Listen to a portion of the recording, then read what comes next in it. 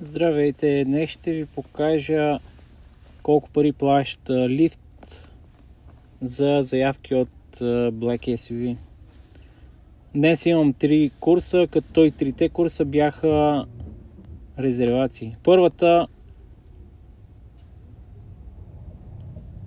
беше офертирана за $36.82 за 8 мили и половина или 18 минути. Като когато имам резервация, аз винаги стоя на около 13-14 минути от адреса за взимане, като при тази си бях в къщи.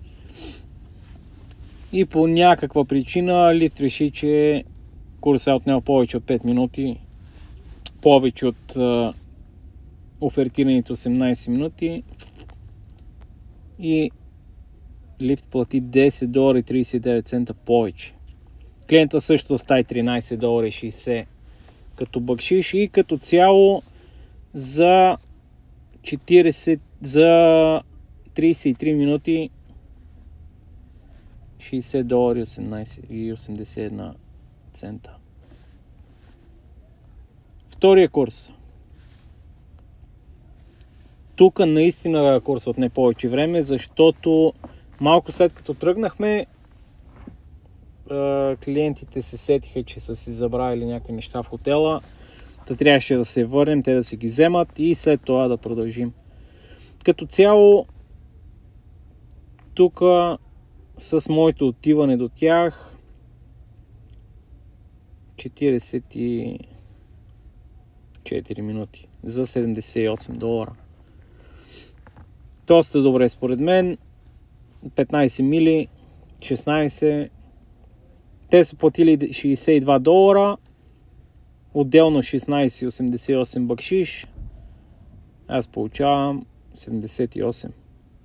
Тук има и разбивка на лифт. Те са платили $9. Според тях им е струвало $9.39. $9.63 за застраховка и други разходи. И от този курс те са загубили $8.98. И последния курс за днес, който беше в 11:30 сутринта. Тук няма бакшиш. Курсът отне малко повече време, като наистина отне повече време, защото хората бяха 6 човека с 6 куфара, 6 парчета ръчен багаж и отделно раници, чанти за лаптоп и отделно на летището имаше доста движение. Като цяло отне 46 минути, без бакшиш, $58. Не е толкова добър колкото предишните. Имайте предвид, че тук ми отне доста повече каране, докато ида до тях. Но някои курсове са печеливши, някои не чак толкова. Но все пак мисля, че е добре.